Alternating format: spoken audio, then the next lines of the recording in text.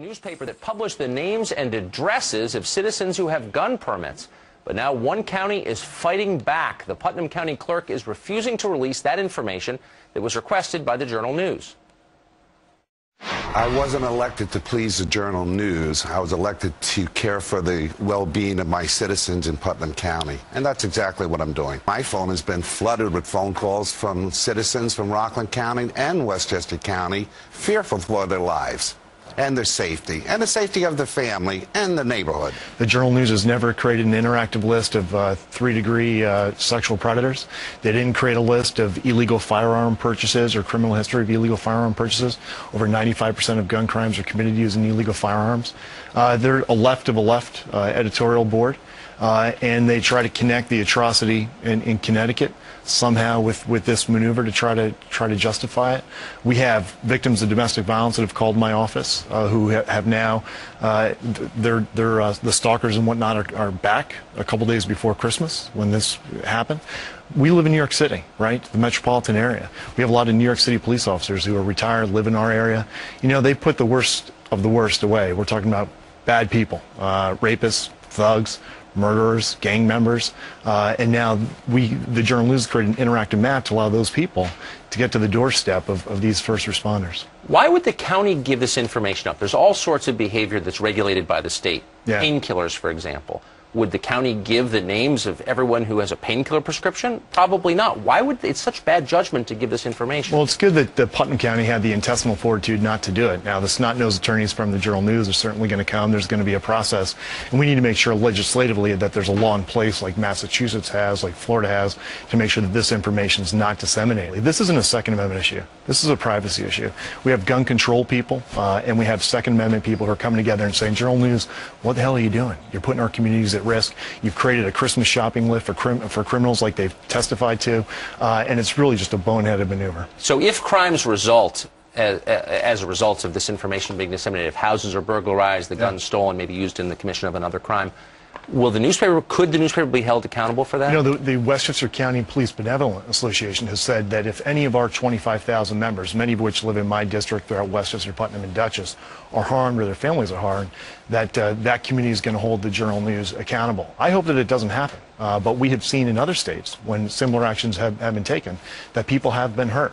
And we saw just a couple weeks back what happens when you give a nut a little bit of leeway. And the fact that they created an interactive map, this isn't 30 years ago. Somebody can go on that map, click on that map, link it with Google Earth, and be on somebody's doorstep in less than 30 seconds. One of the things burglars look for when they go into a house is guns. It's so easy to sell guns and make cash. They always look for them. Now that this interactive map is up, and the issue is such a strong issue, every criminal in those two counties and the surrounding area is aware of it. So they're going to be checking out this map. They're going to be casing the neighborhood. And there's a couple of ways to find out if the homeowners are home or not. So you're going to see in the next few weeks several burglaries or more occur in this area. This officer from Westchester County, just retired, dedicated his whole career to protecting the citizens of Westchester County, and they can't protect him now. He said, I've never been so fearful of the safety of my family. This one lady who's been stalked for years in Westchester County, she finally found peace 2 years without the stalker contacting her. 2 days after that paper released her information, she gets hang-ups all night long. She lives in fear, her and her 3 daughters. And that's a curious thing. I mean, why, as that man just said, why aren't we getting names of recently paroled criminals? People with gun permits, by definition, do not have criminal records. Why can't we get the criminal records? No, we can't. And by the way, if we're producing lists even of gun permit owners, I want them for Manhattan. I want to know how many rich liberals with their bodyguards have gun permits. The News Journal, or Journal News, by the way, as I'm sure your viewers know, they hired a couple of armed guards because they got, some mean emails. Armed guards. Can we get the armed guards' names and addresses? I don't see the public's interest in this. It's not as if these people have committed a crime. We do publish the names of sex offenders because they did commit a crime. but we shouldn't be viewing people who've bought a gun and have gotten a permit, as in the case of New York, as having committed a crime.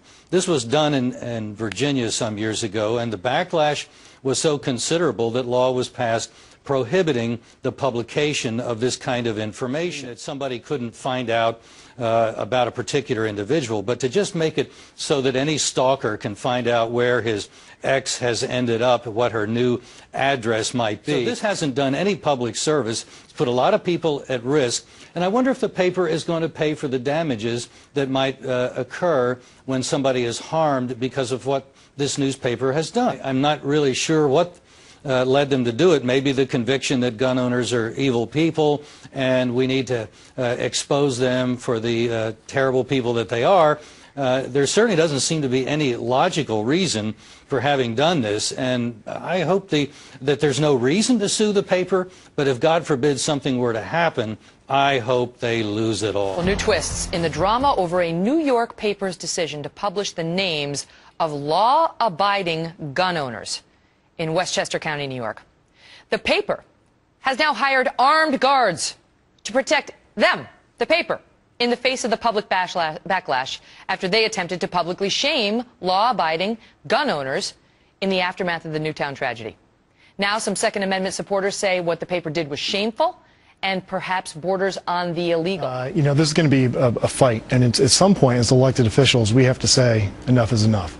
This Journal News editorial board is packed with eggheads to the left of left, the worst of the worst. They have used their editorial page to coddle terrorists, level 3 sexual predators, victim of domestic violence, having some crazy ex-boyfriend.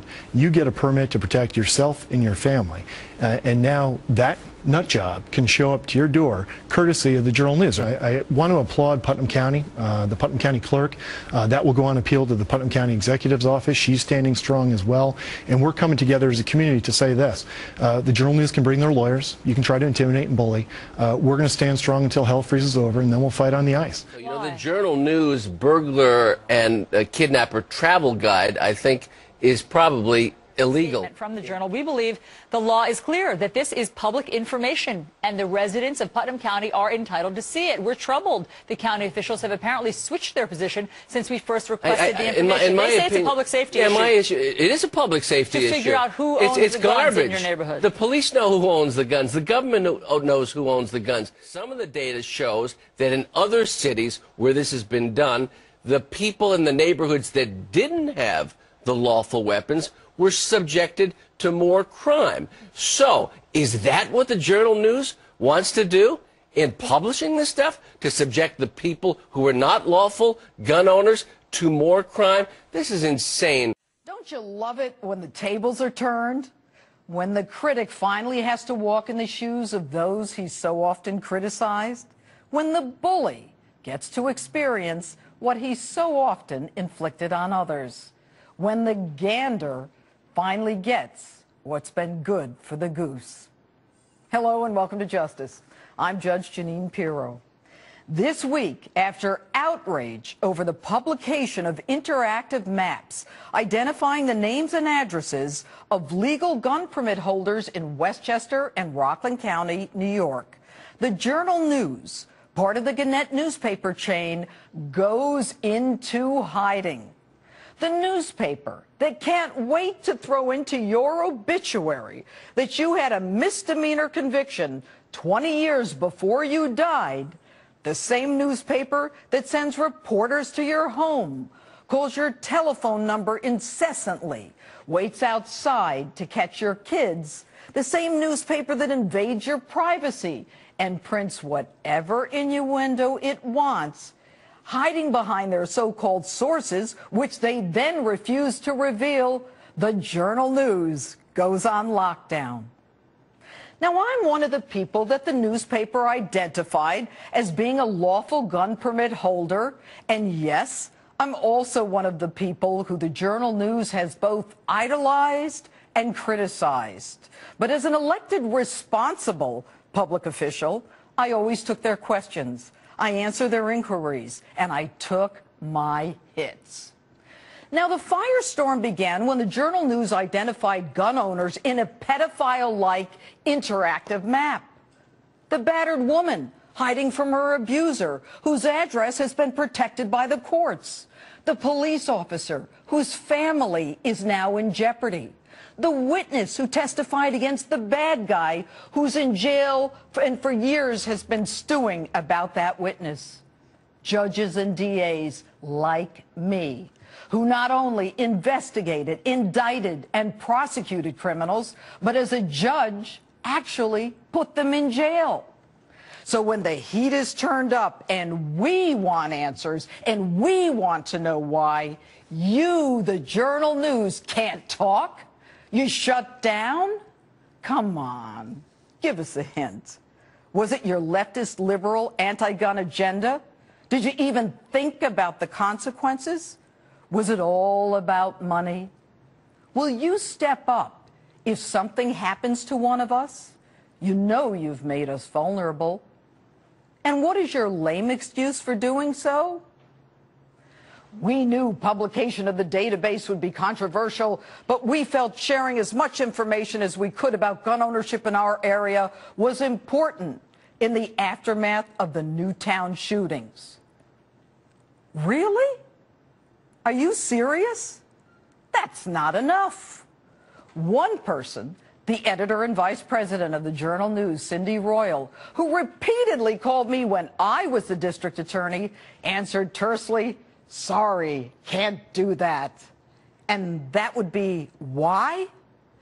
And in the ultimate hypocritical move, the Journal News looks to people with guns to protect them from the very danger that they've created. Might you have been hoisted on your own petard? Now that you're under the microscope, you look like a deer in the headlights. You're looking pretty weak right now. And my sources tell me you're scared. You're disconnecting your phones. You're hiding behind people with guns after criticizing those of us who legally own them.